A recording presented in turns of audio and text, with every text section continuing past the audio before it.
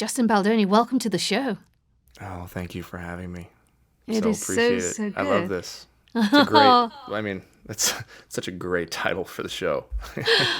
Well, I am thrilled to have you on The Accidental Activist and to be spending this time with you to share with our listeners just this incredible journey you have been on and continue to really deconstruct ideas of masculinity and these really harmful norms that are harmful to men and to society as a whole. Let's go back. Let's go back to your childhood and start there. Growing up as a kid in Oregon, what kind of man did you want to be when you grew up? What were your ideas? Well, I wanted to be Arnold Schwarzenegger, Stallone, Jean-Claude Van Damme. I wanted to be a man who wouldn't have to worry about being bullied. I wanted to be a man who could kick anybody's ass, protect myself. I wanted to be a man who had his choice of which girl or woman he wanted. I wanted to be a man who wasn't so sensitive, who didn't have all the feelings that I had, or at least seemed far less complicated than I felt at the time. I wanted to be a man who had friends. And those types of men, with those types of bodies, with those types of careers and cars and skill sets, seemed to be the men that everyone wanted to be like, and that all the women wanted. That's kind of the archetype of the man I wanted to be. And if it wasn't Muscular. those men, it was just gritty, hardworking, like men that knew how to fight. That just nobody wanted to mess with. A lot of it came from wanting to be the opposite of who I was then. Versus having a dream or a goal of who I wanted to be. It was more out of fear. Yeah. So rooted in your experiences and looking to counter those experiences, and Rooted in insecurity.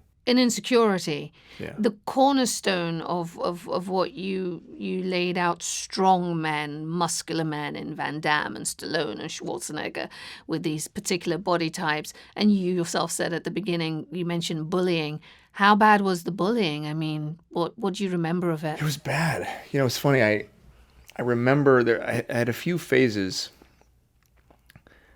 I grew up in LA, so we moved to Oregon when I was 10. So I had a bit of a culture shock going from a very diverse place to a not diverse place with a very different group of people. Very different sensibilities.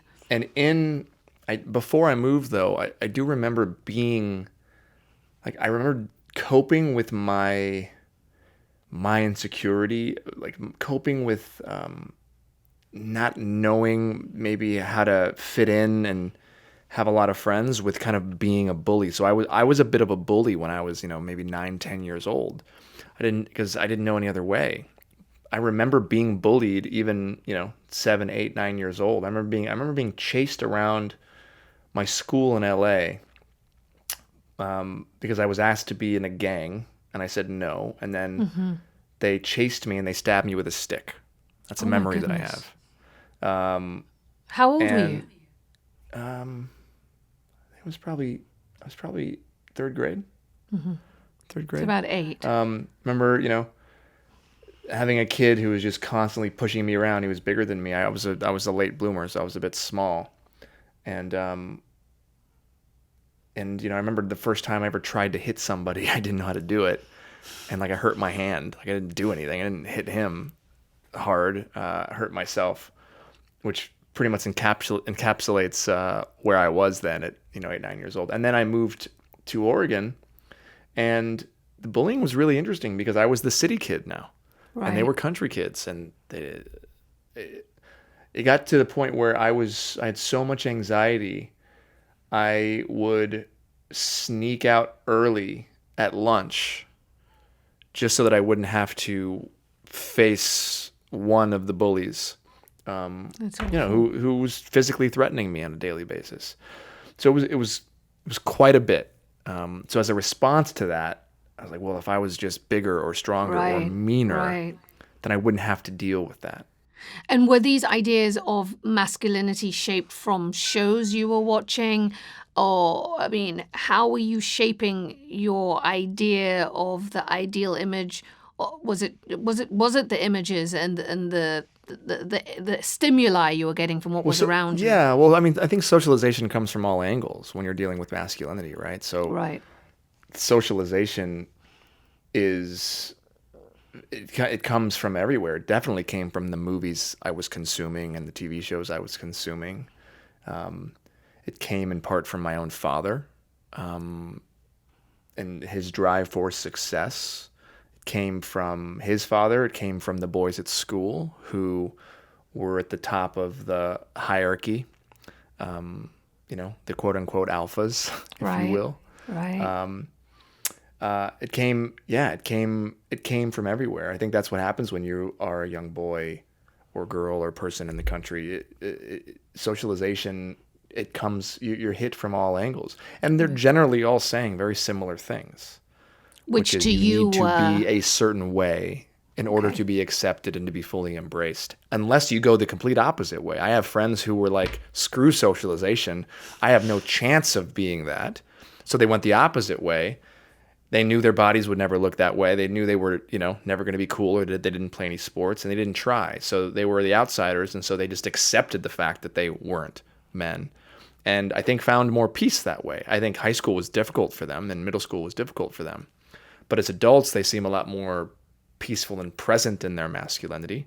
And then the other side of it is, guys like me who were right on the precipice and were like close and wanted that and did everything they could to fit in, to be that, despite the costs, the heavy costs, which was the emotional turmoil, as Bell Hooks describes it, the soul murder, that so many of us young boys are are faced with, right? It's that idea of the first act of violence Absolutely that men commit in a patriarchal yes. society. It's not violence against women. But against It's themselves. violence against themselves. And I absolutely committed many acts of violence against myself as I was drowning out, suffocating, strangling all of the feminine parts of myself, so that I could pretend to be masculine. What was the most egregious thing that you did to yourself? I did so many egregious things to myself. I did egregious physical things to myself to try to change. I did emotional things to myself.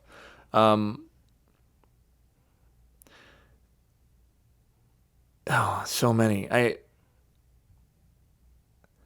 mean, speaking on soul murder, I mean that's really about the suppression of emotions, right? Right. Not necessarily the physical Sure. things. I mean, I I think the most egregious thing, the thing that I have the most remorse for, was in a culture like ours, in a society that's built on power and dominance, when you are a boy and you so desperately want to fit in, want to be liked, want to avoid being bullied, want to just have some sort of like homeostasis that doesn't actually make you feel like you're dying all the time. You're always swimming, catching air. You're trying to just not. You're trying to feel like you have value, and when your power is taken away, the way that the pyramid scheme of the patriarchy works is that you must then find a way to exert power over somebody else.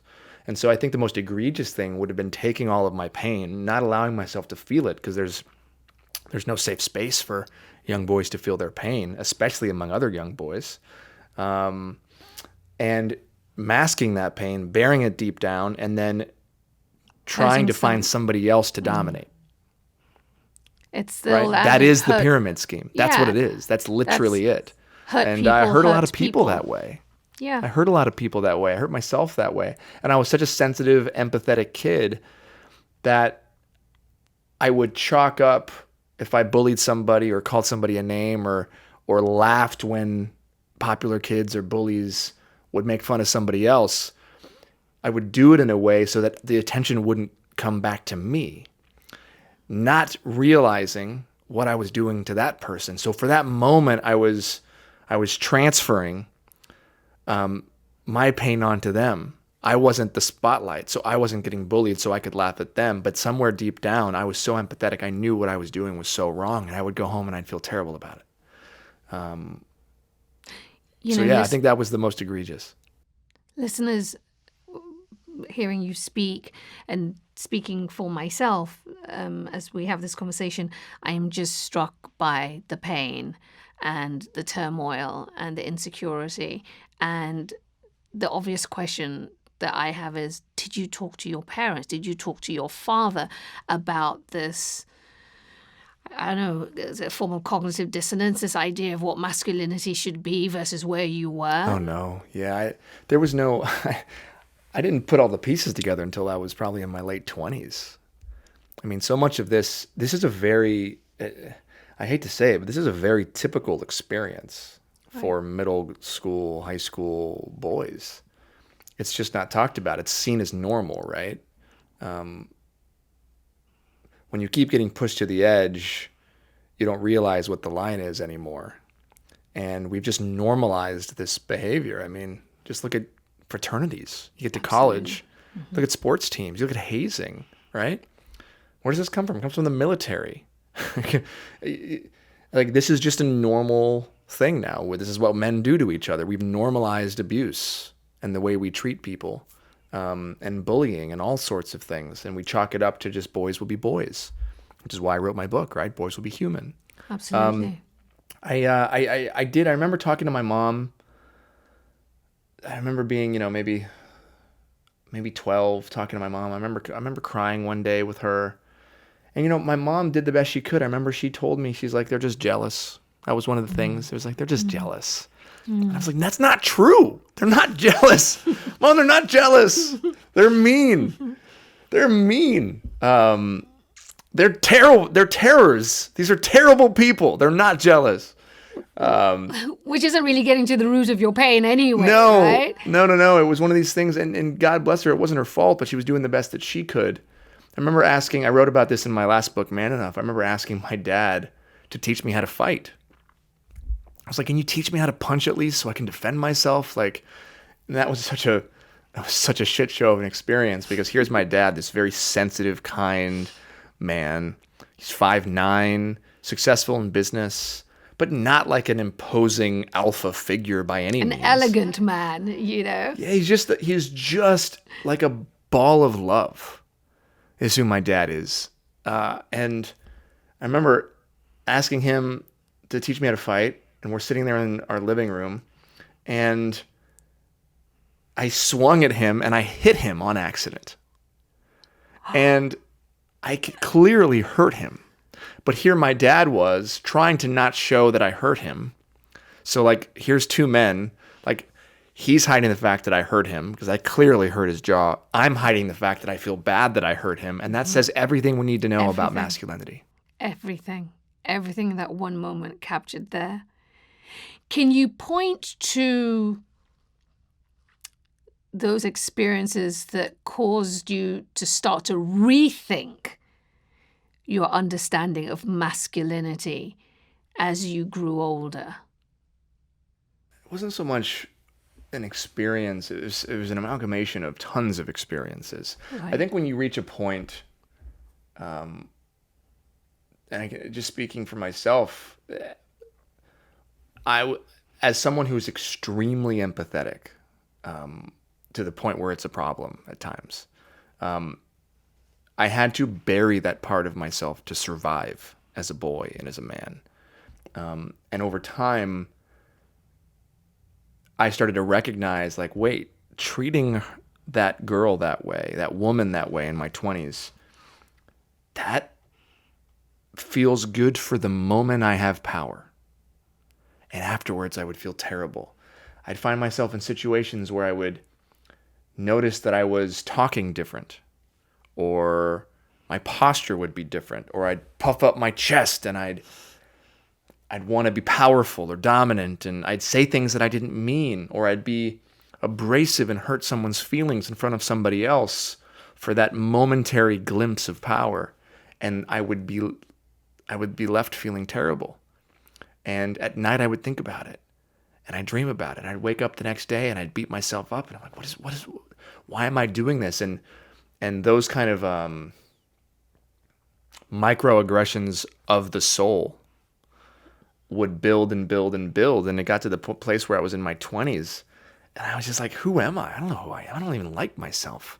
I'm like 50 different people, depending on who I am and who I'm with. Who you're with, yeah. So I just kind of started to deconstruct it in therapy. And I was like, well, if I feel bad every time I do this, maybe I shouldn't do this. Pretty simple. I started really thinking about the way I treated women, and what women were to me, and then my language around women, and how I was socialized to view women as objects and not people. And meeting my wife was a huge thing. Just the idea that I didn't have the ability to not talk over the woman who was the most important person to me. And if I was talking over her, who else was I talking over? Sure. And yet she had to keep bringing it up, and she'd bring up these very simple things that I'd find myself getting defensive about. And then I'd have to ask myself, why am I defensive?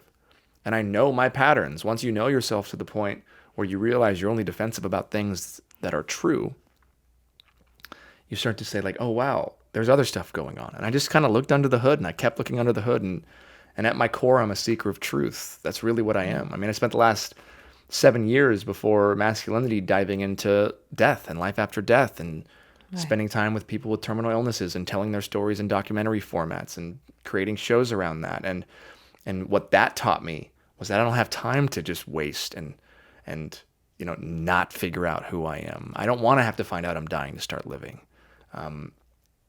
And kind of coupled with all of those things, it really accelerated, I think, my healing journey, which I'm going to be on for the rest of my life, and has helped me be as present as I can with the trauma that I experienced from the past, where that lives in my body, how that moves through my body and in my psyche, and the way that manifests in my actions. And every day I'm learning something about myself. I'll catch myself at 38 years old in a situation, and I'm like, I just apologize as fast as I can, whether it's in that moment or an hour later via text or a phone call. I mean, this is just, it's a constant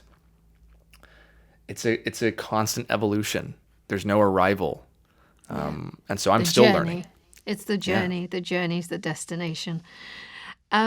You clearly were doing all of this work internally, personally. So let me ask about the pivot or the shift. When you first started talking publicly about the idea of being man enough, were you fearful, or rather more, or better yet, how fearful were you of the response you would get? I always joke that I think, God gives us all these unique gifts. And one of mine has been stupidity.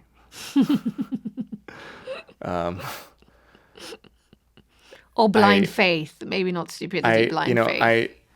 Willful ignorance. Look,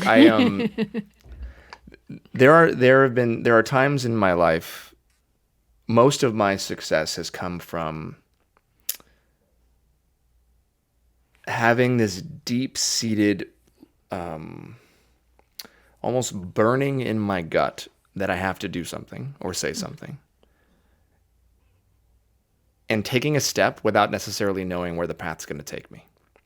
And one of the byproducts of that is that I listen more to the thing in my gut, in my soul, than I do about the potential outcomes. Okay. And so that's been a huge blessing and a curse, right? It's like you jump out of the airplane and then you're figuring out your parachute on the way down. And so I had this just knowing. I had this, similar to my work with the dying. It was just like I knew I had to do this work. I didn't know how. I hadn't made documentaries. And, 7 years later, now it's 10 years later, 2 feature films, a movie studio, like amazing things have come from it. And I've learned so much, but I had no idea how I was going to get there. And the same thing was Masculinity. I felt like I was in this strange position as I was starting to get a little bit of fame. I looked a certain way. Men treated me a certain way out on the street, not on, social media or the internet yet. Women had various observations about me, and yet inside I felt different than what everybody was projecting. I can't count how many times I've had women say to me, whether it's like when I was single or even just in life, like, "Oh, wow, I thought you were going to be an asshole." Yeah. Yeah. Just by the way that I looked, as an example. And I knew that there was something unique, maybe that I had a strange ability and intersection of privilege where I could speak about these things from a very real and honest and sincere place. And I've always been one, like, if I'm going to say it, I have to do it. And so I just felt really strongly that, okay, I'm gonna start talking about the things that I'm learning. But why then? Why that particular moment? Well, it really started, again, this is accidental activist, right? It really started on accident. So it started with this strange moment when the TV show I was on blew up, and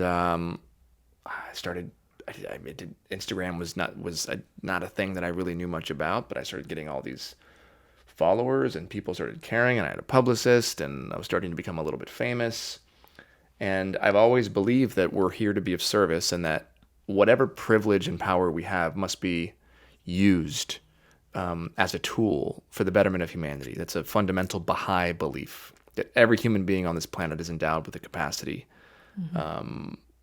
that can impact and change the world around them. And we have to, with our occupations, with our time, use that as a form of service. And so for me, it was like, okay, if I'm falling into this, how can I best be of service? That was where it started. And the accident part of it was I was sharing my soul. I was using social media and interviews and things to share what I cared about. I was talking about my wife and my adoration for her, and we were pregnant with a girl and my hopes and dreams for her. And I remember early on I shared this like dear women. I think I wrote like dear women. It was like this kind of, it wasn't a poem, but it was this, I don't know, this rant about what I hoped for women, and my daughter who was unborn. And I remember just how much traction that got, and magazines picked it up, and I was very confused. I was like, why? I was like, that's weird. And as I dug into that, I noticed how few men in my position were doing that.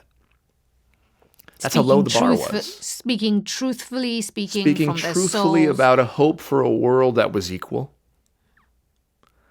About a world that women were respected and seen, that was fair and equitable. I don't even remember the details then, but I remember thinking to myself, like, wow, there's a problem here, mixed with all of the personal interactions I've had with women and people, and the stories. I mean, I was always closer with women than I was with men growing up, and the stories that I just heard and heard and heard about what these men would be doing to my friends, and how men were treating women in the world, and just where we were at that time. And I said, you know what, I'm just going to start sharing this more. I'm going to use on social media like a diary. Yeah. And that's really how it started. I had an idea a few years before then, to do a conversation show. Back then it was called The Locker Room. But of course, that election changed everything. Yeah, you don't want that. But because I grew up as an athlete, and I found myself very confused because I was a different person in the locker room than I was outside. And I thought, well, is there a way to have a conversation about what happens in the locker room that's actually a good conversation? Can we bring men together in a locker room and lift each other up and talk about being better men versus objectifying women and all the things that we talked about in locker rooms? And this was prior to all of that. This was just an idea I had for a show. And it was through all of these conversations, through realizing there were so few men talking about it, through hearing from women how healing it was to hear a man share some of these things, that I realized there was a big problem and that the bar was very, very low. And it wasn't long after that that TED women reached out to me and asked me to speak. That's how low the bar was. That there were just so few men with followings at the time that were sharing anything like I was sharing. So I reluctantly said yes, tried to get out of it many times. Yeah. Let's talk about that TED talk that you gave in 2017 that went viral. And it's a beautiful talk. But take me behind the scenes. I mean, you've already told me you tried to get out of it several times. Talk to me and share with us what went into composing those words, and what was the level of difficulty in terms of preparing. I did TED Med. I actually interviewed Dikembe Mutombo for TED Med a couple of years ago, and it's a lot of work. And I wasn't even the speaker. It's so much work. So talk to me about the experience for you. Top 2 or 3 scariest, most anxiety-filled experiences of my life. And you've done a lot of things. Because what nobody knows about TED is that you don't have teleprompters, and you generally can't have note cards. That's right. And TED is ideas worth sharing, but technology, education, and design, I'm not any of those things, right? So there was just massive imposter syndrome, which I carry in spades in all things that I do. And being asked by Pat, who runs TED Women, to do this, and thinking, well, isn't there somebody else? Isn't there somebody better? At the time I was on Jane the Virgin. I asked for time off for my son to be born. I couldn't even get that. Wow. I think I got 5 days or 3 days when my son was born. Which is really messed up.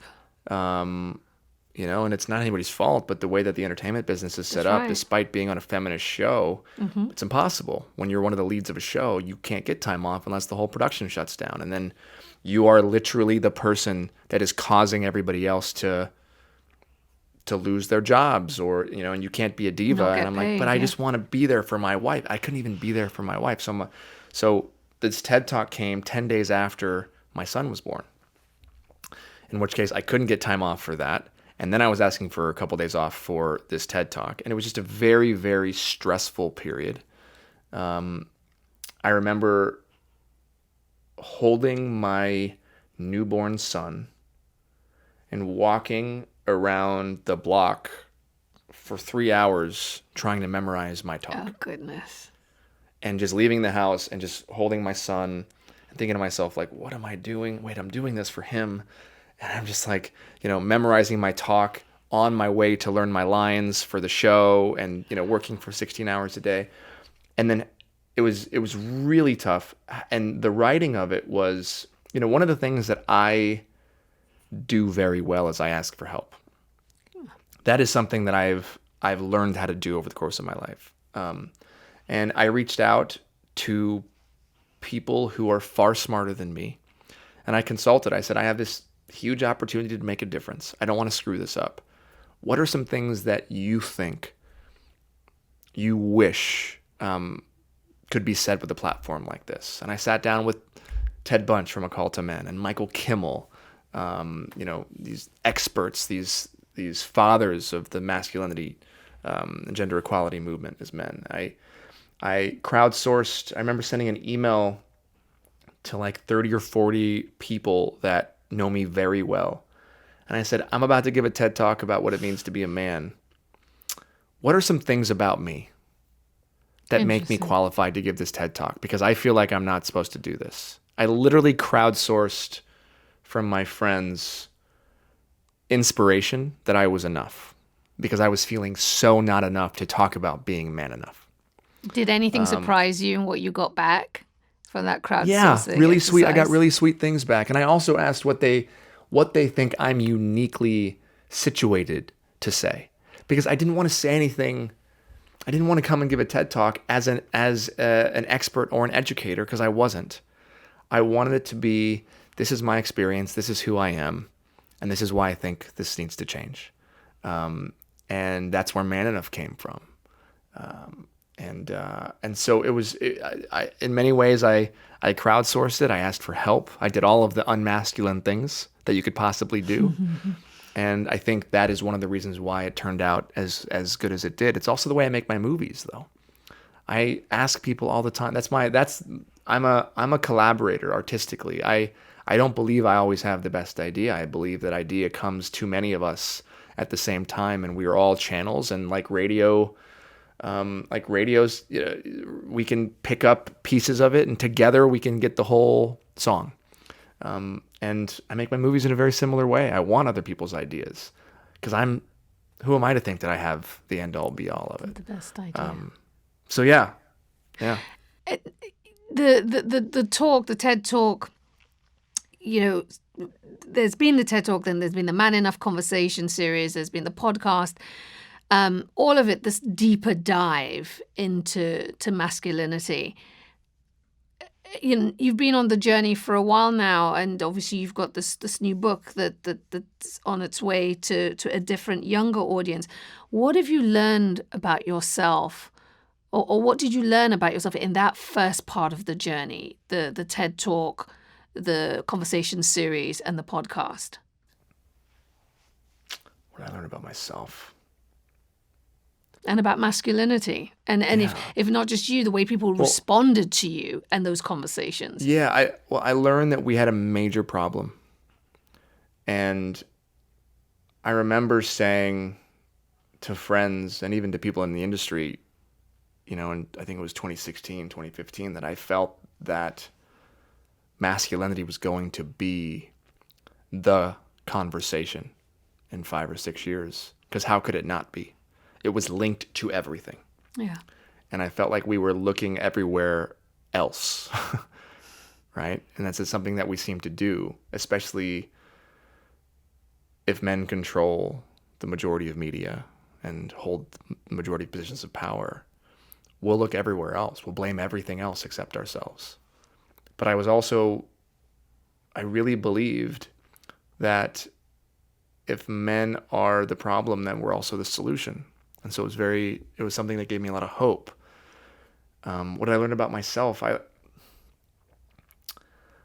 I learned that I was stronger than I thought.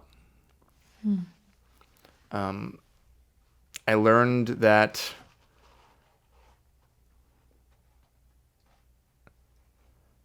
I had something to say, because for a while I didn't feel like I was worthy or that I should be taking up the space that I was taking. And then I had some very close friends say to me, well, if you're not going to, who is? You can't put this on women. Who else is doing this? And I've tried to quit. I tried to quit the TED Talk. I've tried to quit writing my book. I've tried to quit my podcast. There's so many things that I've tried to quit in this space, because this is brushing up against one of my biggest wounds. This imposter syndrome, not being enough. It's not the imposter syndrome. It is the deep desire to be seen as a man by men. So wait, break that down for me. You just said it's hitting against one of your deep wounds, being seen by men in a certain way. Is that what you're getting at? So again, like when you are bullied, when you are when you were treated the way that I was growing up, when you are called names, when you are when there's rumors spread about you when you're a young boy that aren't true, and everyone's laughing at you when you walk down the hall, when you have these traumas, I just wanted to be liked and seen by other men. And for me, this work it constantly puts me in a situation where I am challenging the very belief structure and the system that is held by all of those men that I Right. wanted to be liked and Right. seen by, right? So by nature of coming out and doing a TED Talk about masculinity, I am seen as all of the things I didn't want to be seen as when I was young.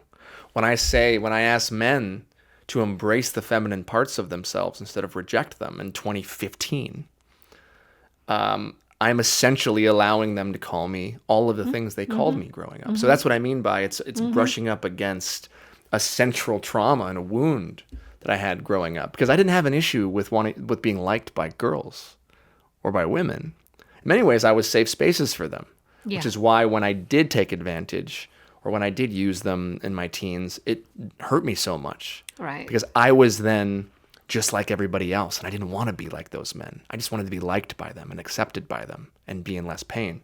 So doing the TED Talk, doing this, I'm coming out and I'm saying something very unpopular. And because I look the way that I do,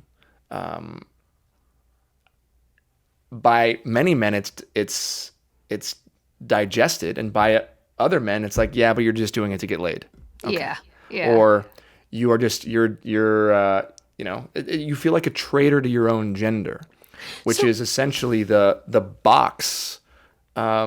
It's like it's the prison of the patriarchy. It's what happens. It's how we keep men in line.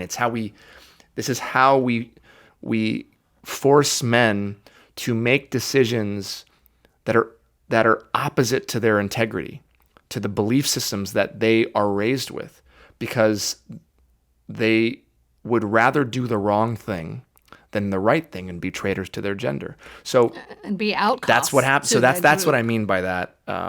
And so constantly, what I'm basically in a position all the time, even with releasing this book. Like, I don't identify with a political party. I'm not a liberal. I'm not a conservative. I'm a person that has ideas and thoughts. I'm constantly labeled all of the things that I'm labeled, when deep down, the men who I want to reach oftentimes won't hear me or won't listen to me because of this idea that I'm trying to feminize men, which is this pollution that's happening, that we're seeing happen in a lot of circles, especially on the right. So I want to take a moment and flag something here. You, excuse me, everything you're saying about the wound and the wound, the bullying, because it's still bullying in a different form, the casting out that happens to men who dare challenge the patriarchy and ask for it to be different or point out that it needs to be different. All of that, to me, as a woman, hearing it from you, sounds to me inherently toxic. And yet, you reject the label of toxic masculinity and say, or at least you've been quoted as saying, you don't believe in it. Help me understand that, because it seems to me you've just spoken to it. Yeah, it's not that I don't believe in it. I believe that words matter. Absolutely. But I also believe that we tend to be fixated on words and attach ourselves to words and phrases because they're zeitgeisty or cool, or somebody creates them and then suddenly we're using them and we don't even know where they came from or who first said it or why. We just are taking it and it's coming out of our mouths and boom, toxic masculinity. And I'm somebody that spends a lot of time trying to understand the opposing viewpoints. So I don't go and just watch the news that I think is best suited to me. I don't allow social media to just give me whatever the algorithm feeds. I go out of my way to hear what maybe people that don't share my perspective feel. And the more I learned about how men are feeling, the plight of men, the insecurity of men,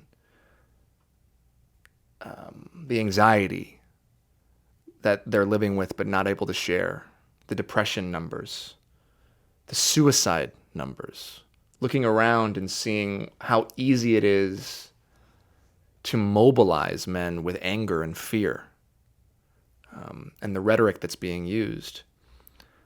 and how the men that I most wanted to reach won't listen if I use certain words, I decided to become unattached to the words. Because it's more important to me to reach somebody who needs the message than it is to be attached to a phrase because it's in the zeitgeist or because everybody's using it. Now, is it inherently toxic? Hell yeah, it is. Do I need to say toxic masculinity for any other reason than for my peers to think that I'm doing something right? No, because I can say the exact same thing without saying it. And if my words are going to stop you from listening, and my intention is to touch your heart, and if something that I'm saying is going to stop that in its tracks, then I'm just going to choose not to say it. And so to be clear, it's not that you're saying, as you said, actually, you said it's not that you don't believe in it. No. It's just not language you choose to use. No, it's not. Yeah, it's not that I don't believe it exists. I don't believe that masculinity is inherently toxic. But at the same time, the things that we're talking about, sure, you could call them toxic masculinity, but I'm not saying them. I'm not choosing to say them because there are words that have been weaponized by political parties, by ideologies, and we're in a place right now in our culture where, despite knowing right from wrong, we will align and stick to certain ideologies because it's us versus them. And there's no space for dialogue. And this is not a political conversation in the sense that this is not a left versus right conversation. This affects everybody. There's plenty of quote unquote toxic masculinity on the left. Plenty of it. There's plenty of it on the right. This is everywhere. This is the system in itself. And so I've just chosen to not say toxic masculinity. And maybe sure it's, well, you're coddling these men. Okay, fine. I can coddle them. You can go after them any way you want. But I'm a man. So I also understand what it feels like to feel like you can't call any other man when you're alone because it's scary because you don't know if that man will use that against you.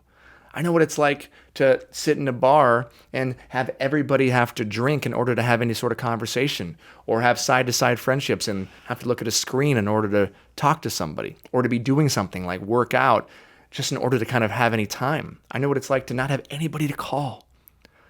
I know what it's like to bully because I've been bullied. I know what it's like to take advantage of women because I feel so terrible about myself. I know what it's like to be right there on the brink of depression and not even call a therapist because I feel like that's not a man. So all of these things allow me to have compassion for those very same men who might be attacking me, who might be triggered by the things that I say, and who might turn off completely if I say toxic masculinity or come at them. Because I don't believe we can affect or change anything if we come at men. I believe we have to call them in. And to those who say, really, really important. To those who say, again, just because this is this is a conversation that is growing louder in some quarters, not necessarily with you attached, but just this question of toxic masculinity. To those who say to bring them in, you first have to call them out. You just say, I disagree completely. I to anyone who feels that, I would spend 10 minutes to an hour to 5 hours and listen to Loretta J. Ross and her incredible work. I don't believe calling out is helpful in any possible way. It doesn't work in families. It doesn't work online. All it does is it radicalizes people and pushes them closer to the fringes where there's a support system of other people who feel the same way. And we wonder why the gap is getting bigger and bigger and bigger and bigger and bigger. So let's talk about that expression of radicalization certainly in the masculine space. We are seeing, quite frighteningly, at least I say it from my perspective, this strengthening. I think we're past the strengthening of incel culture. Yeah. this, and for those who don't know what incel culture is, it is this, by definition, most of the time men. It's a subculture of men who are deeply misogynistic, who believe women are the reason that they are unable to have, for their lack of intimacy. They believe women are the reason that they lack intimacy in their lives. So they're involuntarily celibate, incel. Talk to me. I mean, you are a seeker of truth. You are a thinker. You are a deep diver. Where is this coming from as we talk about this radicalization and what is happening in spaces where men aren't allowed to, to be different shapes, forms, versions of themselves? I mean, we could spend hours on that. Like it all comes down to a general feeling of not being enough. It comes down to this idea. It's funny. It's like they're often the same men who don't believe the patriarchy exists, and yet what I'm out here trying to say is, no, man, it's hurting you. It's hurting you bad. It's hurting you, and that's why you're hurting other people.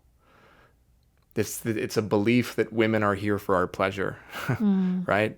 And it all comes down to the way that we're socialized growing up. I mean, just in the words that what's the worst thing that I could be called when I'm 7 years old? A girl. Yeah. Well, how am I going to ever grow up respecting a girl if that's the worst thing I could be called?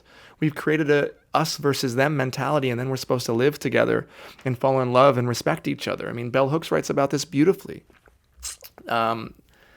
This is a byproduct of deep, deep pain and loneliness. And we live at a time where people don't feel free to say what they think. And so you have a few people who are out there saying all of the things that they think should be said, and essentially trying to mobilize, and that's why I said radicalize, a very small but growing group of people who are in so much pain, and they're not looking to the source of the pain. The source of the pain is not women. That's not what this is. The source of the pain is the system that is keeping them trapped in their own bodies, in their own minds, in their own hearts, right? That's the soul murder that I talked about early on. Yeah, yeah. And when you spend your life not expressing how you feel, when you don't have deep friendships with other men or other women, when the only women in your life are there to try to conquer or conquest, because at the end of the day, this is a game of power.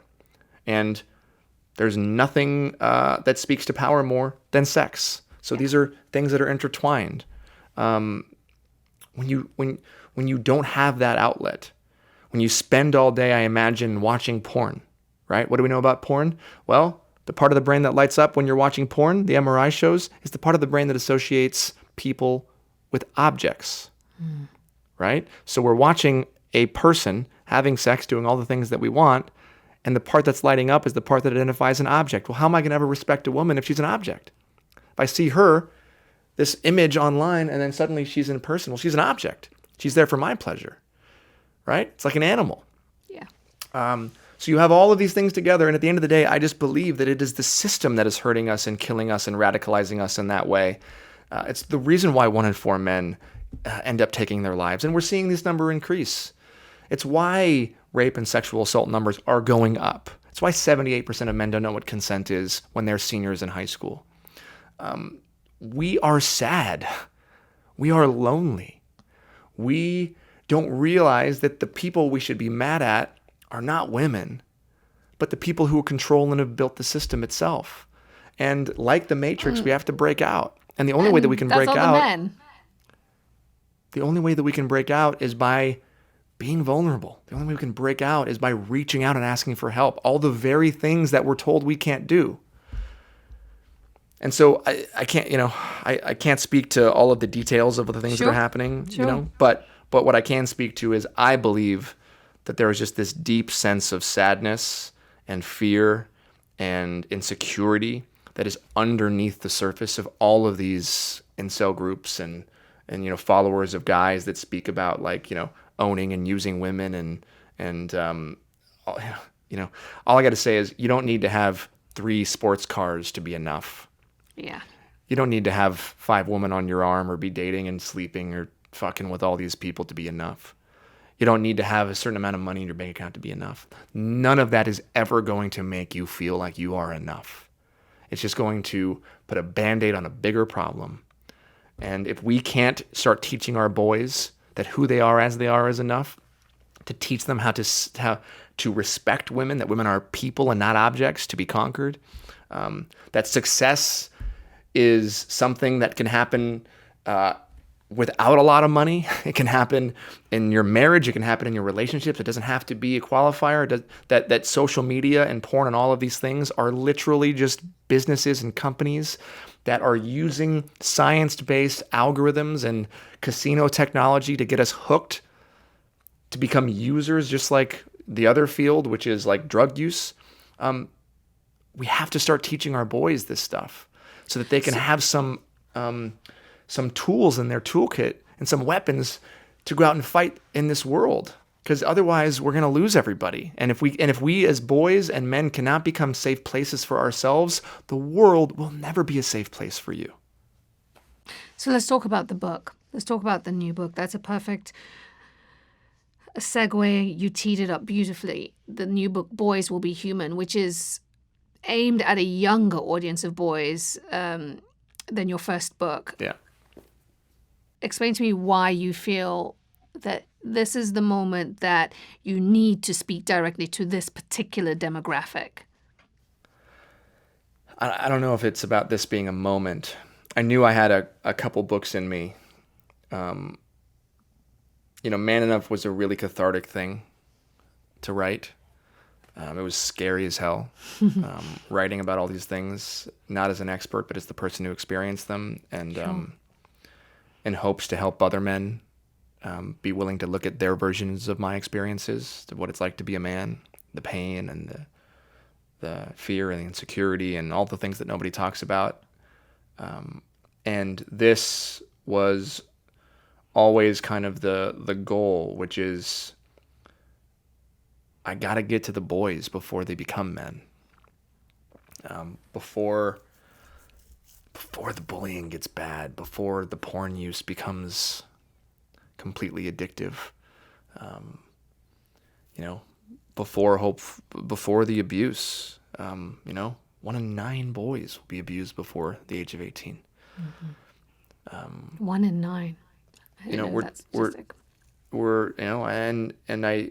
I just felt like what's that Chinese proverb, like the best time to plant a tree is 20 years ago and the second best time is today. Mm-hmm. It's kind of like that. I didn't have this book, and I kept thinking, like, what would my life have been like if I had a brother or a friend, or if my dad could have articulated all of the things that I've learned in the last 10 years? What would my life have been like? What would be living in my body right now? Would I have as much pain and trauma and guilt and sorrow? Would I have hurt as many people as I've hurt? Would I be happier and more free? I'm just like, what would I be like? What would my high school have been like? And so I just set out to write that book. The book for the 10-year-old me who found porn for the first time. And the 12-year-old me who was, put in a sexual situation that he didn't know what to do. And the 16-year-old me that wasn't ready for the first time that I was engaging in versions of sex, and the me that was bullied, and the me that was then trying to overcompensate and bully others. Like, what could I have said to myself that could have spoken to everything that I know now? And that's what I tried to do. Is I tried to write a book that was honest and funny, and from this place of, like, I'm going to tell you the truth. I'm your friend. Think of me like a friend or like a brother. Just think of me as someone who's going to tell you the truth, because there are a lot of things that we don't talk about that we need to talk about, especially for our young boys. What are the challenges in presenting conversations about healthy masculinity and vulnerability to a younger generation? What are the challenges in the framing? What are they or one of they? I'm sorry. What are the challenges? You did it with Man Enough, but now you're talking to a younger generation. How do you navigate, the inherent challenges of speaking about these things to a younger generation? Yeah, I probably navigated them terribly. Luckily I had a great team and publisher and an editor who was just so on board, and I just kept pushing them because we got to a place where I was like, I can't sugarcoat this. And if this is going to be for 11 to 100-year-old boys, right? We have to really think about what are they exposed to at 11. Was a recent statistic from my friends at nomore.org are saying that by 11 years old, the average 11-year-old boy is watching an hour of porn a day. That's incredible. And so do you think? Please. I just want to pick up on porn because you brought it up several times. Do you think that? Because there are going to be plenty of people listening to this who say, well, I watch porn, I enjoy porn, and I have a healthy relationship with it, and it Sure. enhances my intimacy, and it hasn't shaped me into a person with deep wounds and who has problems connecting with the opposite sex or with other people. Do you really see porn as being a cornerstone of the issues that men have? Absolutely, especially this generation now. And I think that that's great. I think a lot of people have healthy relationships with porn. I think a lot of people have healthy relationships with alcohol. Mm-hmm. But it doesn't mean that a lot of people don't. Mm-hmm. So I think we also have to be mindful of what porn does to the brain and how porn companies are using and making porn accessible to younger and younger kids. It's no different than big tobacco. Yeah, and vaping and all and we're of those using things. the same algorithms, right? We're using random reward theory in porn to keep you scrolling and scrolling and scrolling. And science shows what it does to the brain. In some ways, a young boy discovering porn at 10 years old on their phone or in seeing hardcore sex for the first time is a version of sexual assault. Mm-hmm. The brain's not ready for that. And yet at the same time, we're wired to want to see more of it. We're at a time in history now where a young boy can see more naked women in 10 minutes than the average man 100 years ago would have seen in his lifetime. Oh. What does that do to the brain? And especially now knowing that we're coupling deep socialization and teaching boys via socialization to be inherently misogynistic. I mean, just in our language alone. How can I ever like and respect a woman when that's the worst thing that I could ever be? Yeah. How can I like the feminine parts of myself if those are the things that I have to reject the most for safety? So back to porn. Porn is fine for most people, for a lot of people. But for a 12-year-old, a 16-year-old, it is a horrible, horrible sex education tool. And unfortunately, that is where the majority of young people are learning about sex. When I went and speak at colleges, and I'm sorry, I went and spoke at a university a month ago. I had 4,000 or 5,000 students, and I asked them an honest question. I said, how many of you got the talk from your parents about sex? Maybe 20% raised their hands. And of those 20%, I said, how many told you really what to expect and what sex was about? Most of them put their hands down. And I said, okay, assuming you're all 18, you're healthy sexually, how many of you learned about sex from porn? How many put their hands up? 80% of the audience. Women, men. And it is a terrible way to learn about sex because inherently porn teaches you that no means yes or try harder. And that's why 79% of high school seniors don't know what consent is. And this is a statistic done by my friends Tony and Ted at a Call to Men. They went around the country and they found that 79% didn't know what consent meant. And we wonder why and how 1 in 4 women are sexually assaulted. Yeah. 1 in 5 women are survivors of rape. I believe it's all interlinked. And so, yes, that is why I talk about porn, because they're going to find it. They're going to find it at 10, 11, 12, 13 years old, but they have to respect it and know what it is and what it's not. And so when you lay all of those challenges out and these connections, how do you hope this new book will be used? I hope it will be a tool that parents use, honestly. I would love parents to read it with their kids. I believe that moms should read it. If I can get dads to read it, I hope that they will. And I believe it really should be a tool that starts conversation more than anything. Because I think what we need to have is real, honest conversations with our young boys. We're not doing that. And by not having conversations with them, we're not teaching them how to have uncomfortable conversations. We are desperate. We are desperate for information. We should not be resorting to Google to learn about life. We should be learning about it from our mentors, from our fathers, from our mothers, from our older brothers.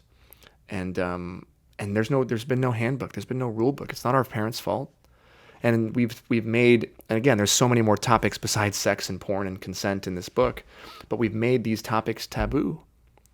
And if we're uncomfortable in our own skin and our own bodies sexually or with all of the various things, if we're still trying to figure it out, how are we going to talk to our kids about it? And so we kick the can. We don't do it. And so then our kids grow up feeling alone, and they learn about it with themselves and others, and girls think they want to know what men want, and they find themselves in situations where they're making choices oftentimes that are completely counter to what their bodies want them to do for the sake of their safety or to please a boy. I mean, these are the things that we have to stop, and the only way we can stop them is by having conversations. So really, it's a tool that I hope will be a conversation starter. As we bring this fascinating conversation to a close, for others who are listening to us who are just deeply inspired by this journey that you're on and this journey of service, and also want to be of service, what's the one piece of advice you'd give them after all these years of activism and continuing activism? Well, what would you say to people who want to be of service?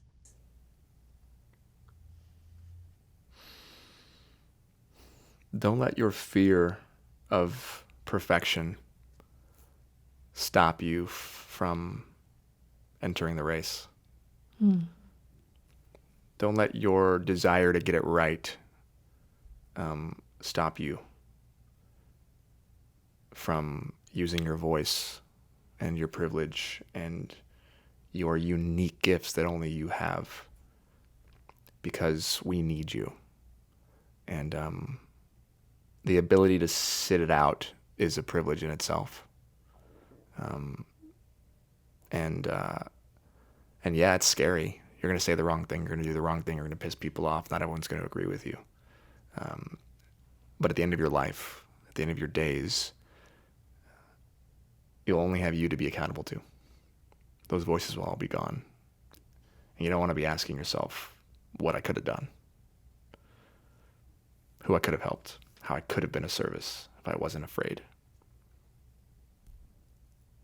Justin Baldoni, it's been such an inspiring conversation for me, and I know for the listeners. I want to thank you for the work you're doing. I want to wish you the very best with this latest book. Oh, thank you so much. And Great keep questions. doing the work. Keep doing the work. Thank you. We appreciate you. All right, dear. Thank you so much.